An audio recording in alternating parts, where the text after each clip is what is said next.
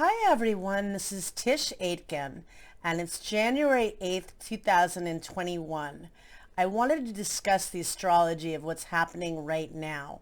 So we had a big conjunction at the end of 2020.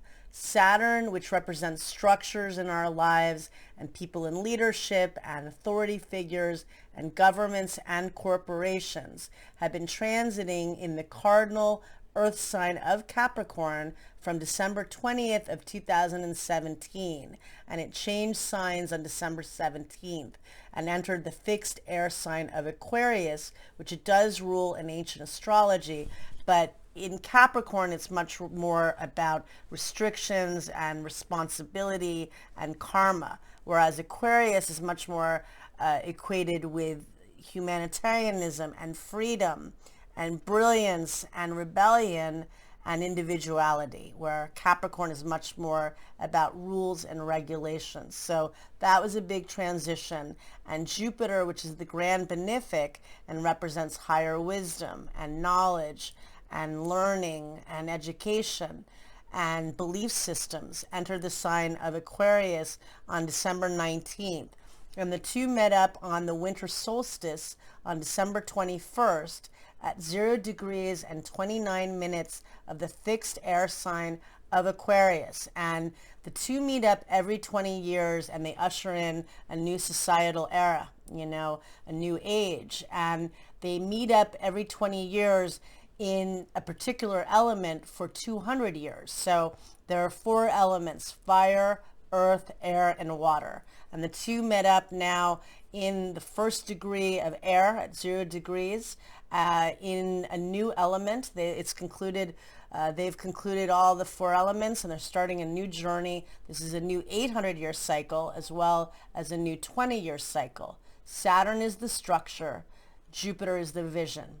What is the structure and the vision that you want to manifest in 2021?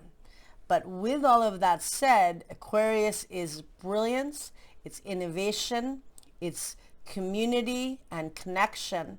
It's also rebellion and nonconformism and chaos. And so we're dealing with all of those factors. And Mars, which is the god of war, was transiting in the cardinal fire sign of Aries starting in June. It entered on June 27th of 2020 and it exited Aries on January 6th this week. And we had an unfortunate event occur on January 6th in Capitol Hill.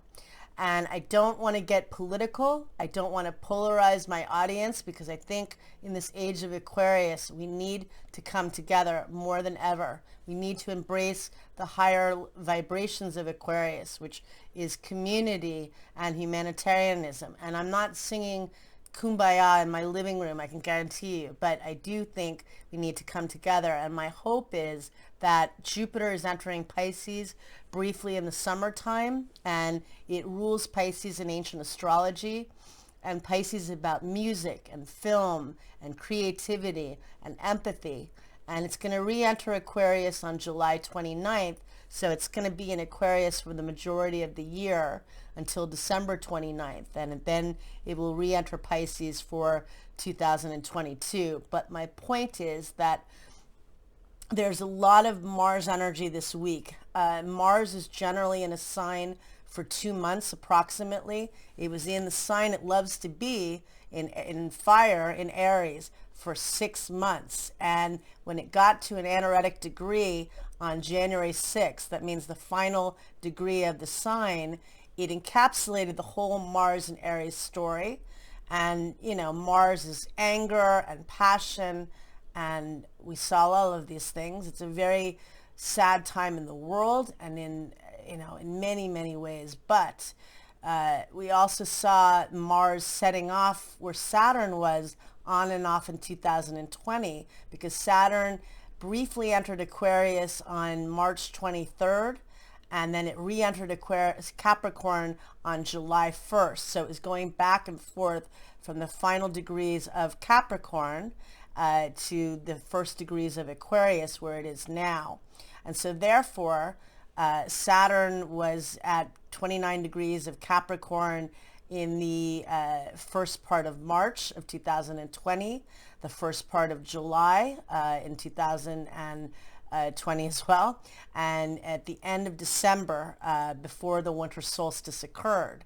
And Mars triggered off that point, and also all of this Mars and Aries energy, because Mars retrogrades every 2 years, and it is a personal planet. Mercury retrogrades 3 to 4 times a year. We're all familiar with that energy. It can be breakdowns in communication or technology or frustration in travel, but we deal with it 4 times a year essentially, so we have to get used to it. Mars is also a personal planet, but it only retrogrades once every 2 years, and the last time it retrograded in Aries, and in this case almost the entire sign of Aries, was in the fall of 1988. Does not happen very frequently, and it's very intense energy, as we've seen this week. Then we mentioned and we look at the fact that we're in this whole new age of Aquarius, which is about brilliance and rebellion, chaos and ingenuity. We're dealing with a very, broken world. A lot of structures in our lives have come down permanently or are pivoting temporarily, and we're all seeking security in chaos and trying to innovate a new world and come together. We have to come together. And so this week, it's January 8th. Mars changed signs on January 6th, as we can all see on the public level, and it entered Taurus, where it'll be transiting until March 3rd. It's more slowly paced in Taurus, although it doesn't feel that way right now. We're feeling the energy of Aquarius, which is unexpected, brilliant, unpredictable, and that's what we're all swimming in. And then you add to the fact that Mercury changed signs today and entered the sign of Aquarius, where it'll be transiting on and off, the entire time until March 15th.